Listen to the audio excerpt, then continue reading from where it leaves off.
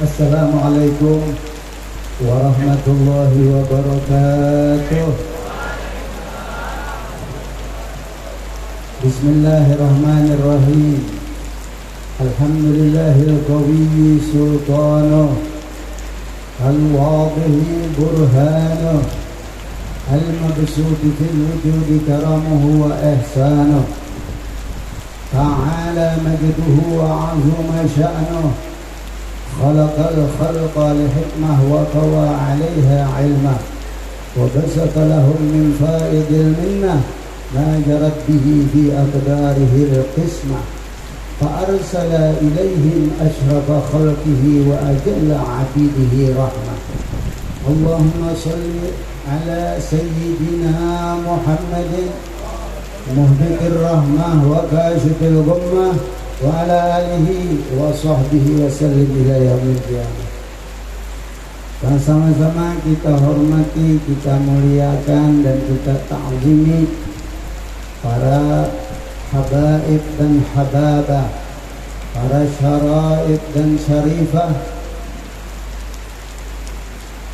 wabil khusus munsib kita yaitu Habib Anan atau Habib Hasan bin Ali sebagai ketua kabilah kita Bahasim.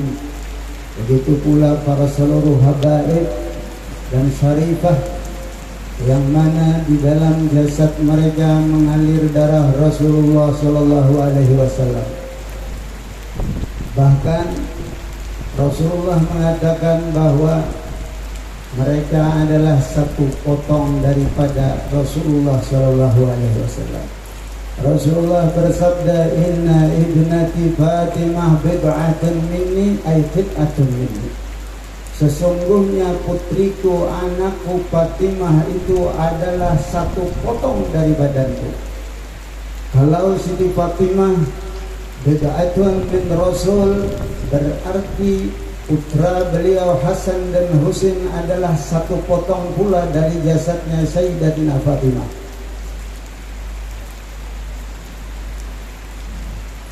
Dan putra beliau Ali Zainal Abidin satu potong pula dari Sayyidina Husain. Ali Zainal Abidin punya putra Muhammad Al-Baqir satu potong pula daripada Ali Zainal Abidin. Muhammad Baqir punya anak Ja'far Shadiq, berarti Ja'far Shadiq satu potong daripada jasadnya Muhammad Baqir. Muhammad Baqir satu potong daripada Ali Zainal Abidin. Ali Zainal Abidin satu potong pula daripada Sayyidatina Fatimah Az-Zahra, dan satu potong pula daripada cucunya datuknya Rasulullah sallallahu alaihi wasallam. Begitulah seterusnya mengalir darah itu sampai kepada para habaib yang ada di tengah-tengah kita saat ini. Wabil khusus yang kita hauli saat ini Al-Habib Husain bin Awad bin Umar bin Ahmad Bahasim, yang mana beliau adalah seorang waliyun min awliyaillah. Pada saat terjadi peperangan pada zaman dahulu, ulun dikisahkan Abah ulun Habib Harun waktu perang Belanda, bubuhan Belanda menyerang bubuhan kurang kampung Banjar. Ujar Abah ulun berkisah Habib Husain ini menatap tekad, bukan tekad ditatak-tatak tak sasimpi kalau sasimpi ditatak. Lalu dihambur sini, sekali dihambur jadi penyangat, tapi bahasanya jadi penyangat tabuan negara-negara itu. Maka Belanda tadi serang rupanya, ada ligatnya di hidung, ada di telinga, ada nang pipi, bukaan Belanda aduhan lagi. Itu min karamati Habib Husain. Itu waliyun min awliyaillah, dia punya kemuliaan karamah di sisi Allah Subhanahu wa taala. Maka beruntunglah orang-orang yang hadir pada saat ini. Insya Allah hadirnya kalian, duduknya kalian di tempat ini dan ziarah ke makam Habib Husain, duduk bersama-sama di tempat ini, insya Allah itu punya nilai yang luar biasa.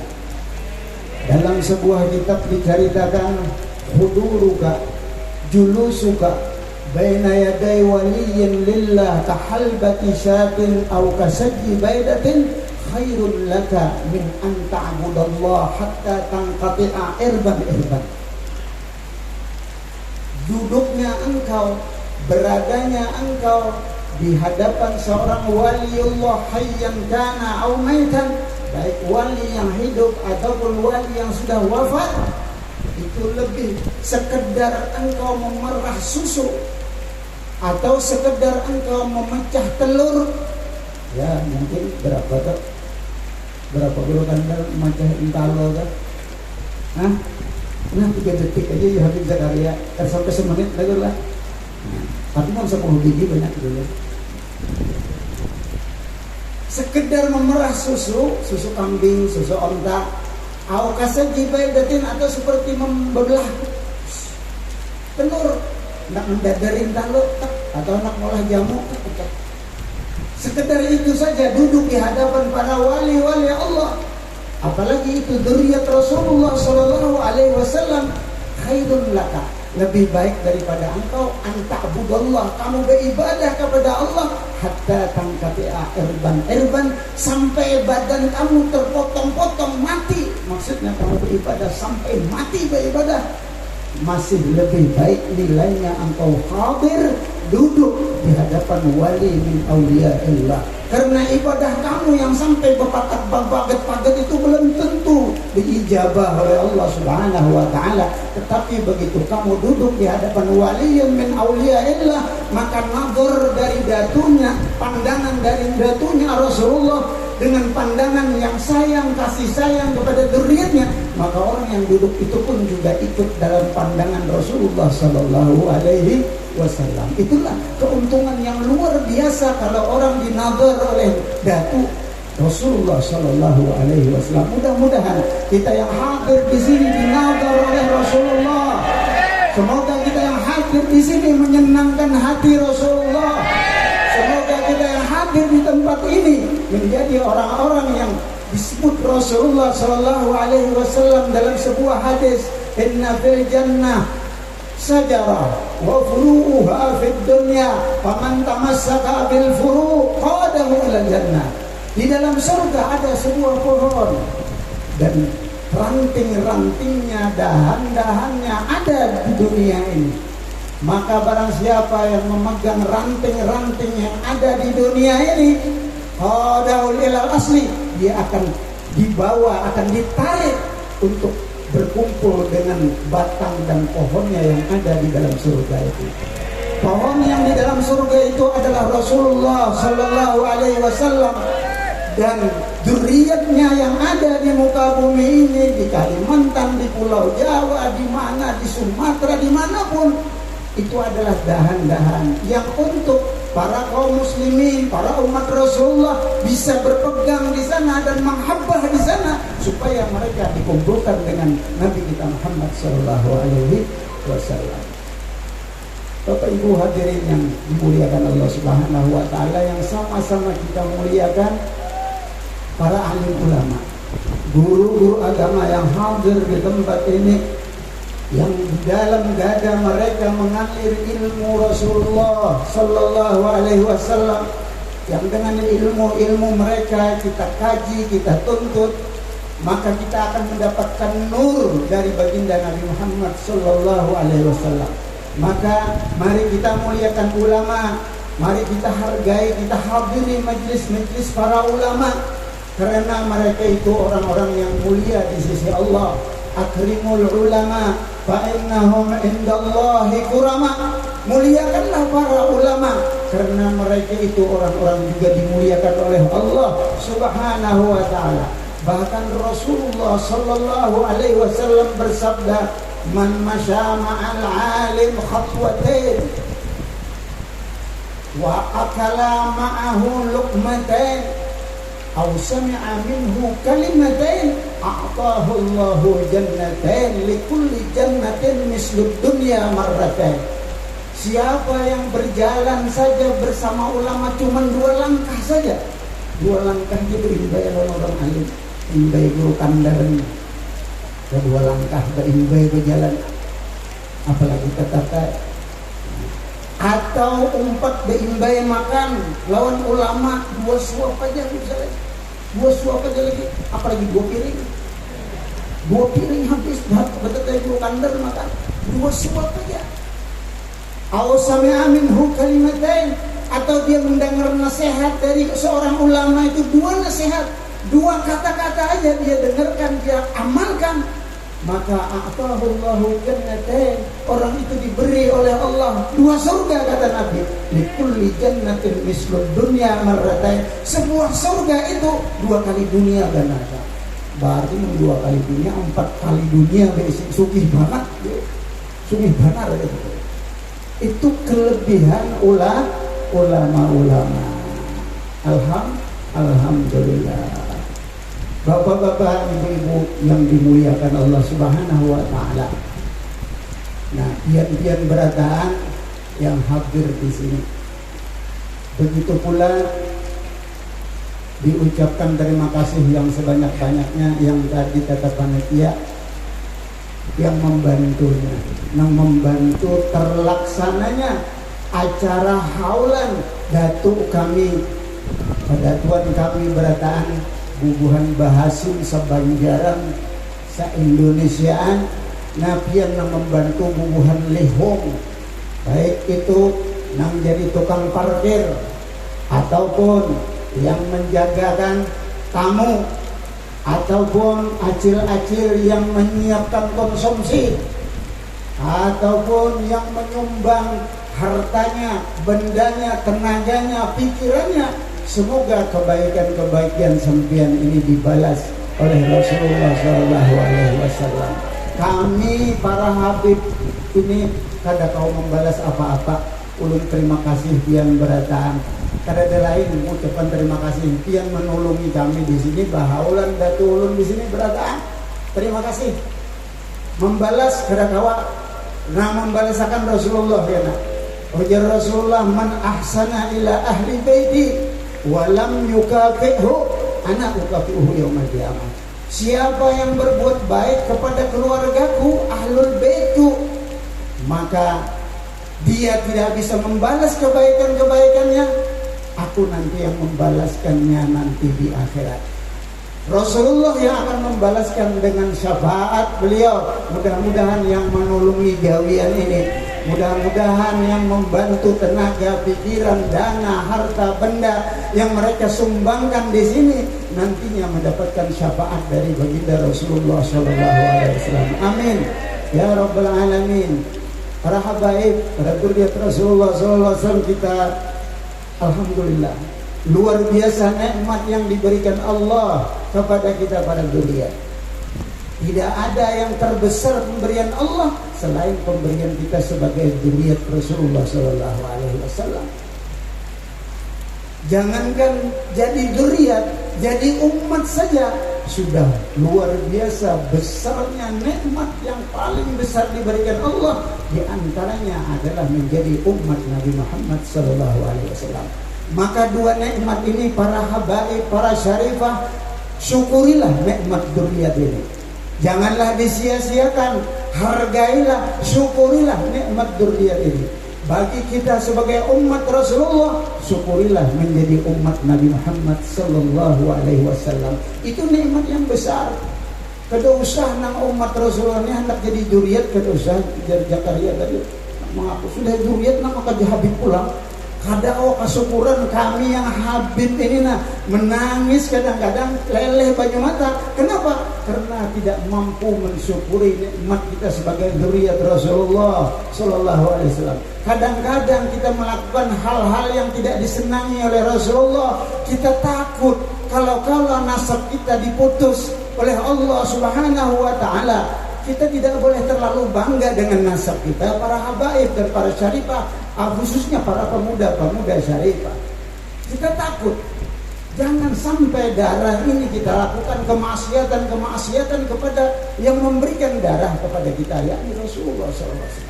Kalau putus nasab kita, Hal ini pernah terjadi kepada seorang nabi, seorang rasul Allah subhanahu wa ta'ala, Nabi Allah Nuh alaihi salam.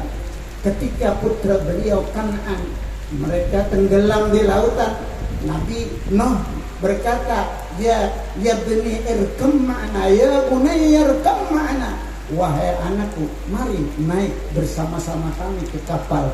Wala takum ma'al kafirin, janganlah kalian mengikuti orang-orang yang kafir, orang-orang yang musyrik. Namun si anak ini mengatakan, kan ansa'awi ila jabalin ya'simuni minal ma', wahai abah, aku akan naik ke gunung, yang mana gunung bisa menyelamatkanku daripada tenggelam di dalam air ini.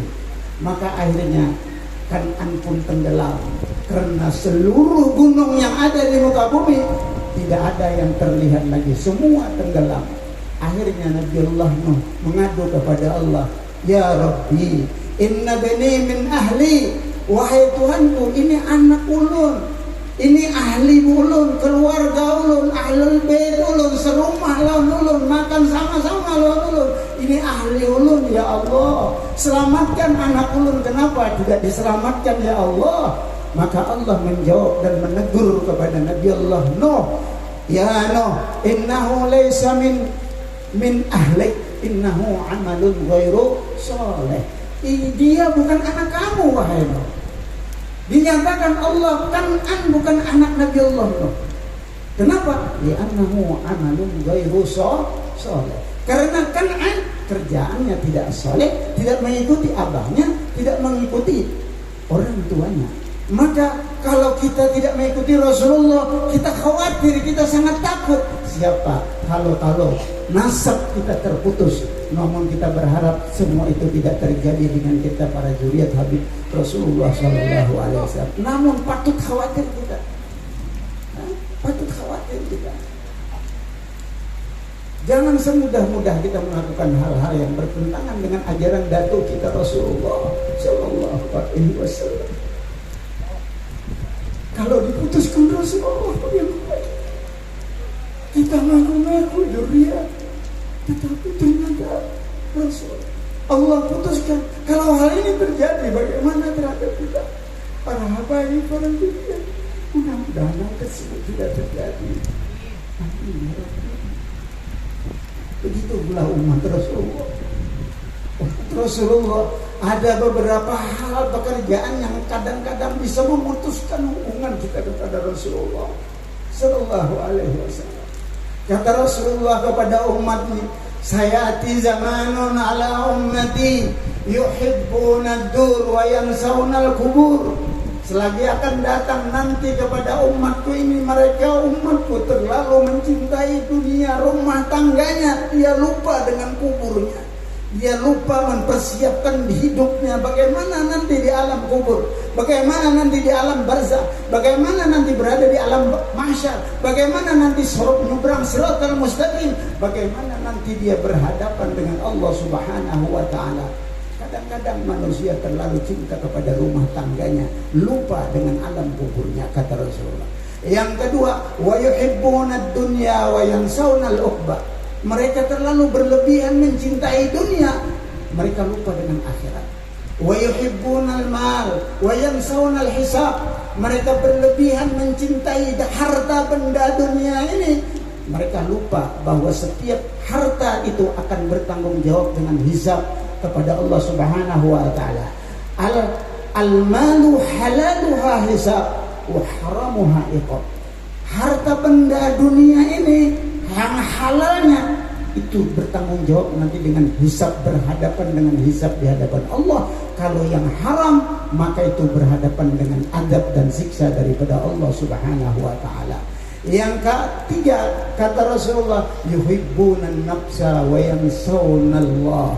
Mereka terlalu berlebihan mencintai keinginan-keinginan nafsunya. Mereka mencintai dirinya, nafsunya, dia lupa kepada Allah, dia lupa kepada Allah Subhanahu wa taala. Dia ikutkan nafsunya bermaksiat, dia lupa zikrullah, dia lupa salat, dia lupa ibadah-ibadah yang diwajibkan oleh Allah Subhanahu wa taala. Selalu mengikutkan keinginan nafsunya. Maka kata Rasulullah, hum bura'a'u minni wa ana bari'um minhum. Mereka berlepas dari tanggung jawabku dan aku pun berlepas dari tanggung jawabnya. Maka umat yang melakukan hal semacam ini nanti tidak dapat pertanggungjawaban daripada baginda Rasulullah Shallallahu Alaihi Wasallam. Mudah-mudahan kita sebagai para dzurriyyat, para habaib, para syarifah, kita tidak putus nasab kita dengan Rasulullah Shallallahu Alaihi Wasallam, dan kita sebagai umat Rasulullah nantinya kita masih mendapatkan pertanggungjawaban umat Rasulullah nanti dengan syafaat Rasulullah Sallallahu Alaihi Wasallam. Hada minni wal afwa minkum. Wassalamualaikum warahmatullahi wabarakatuh.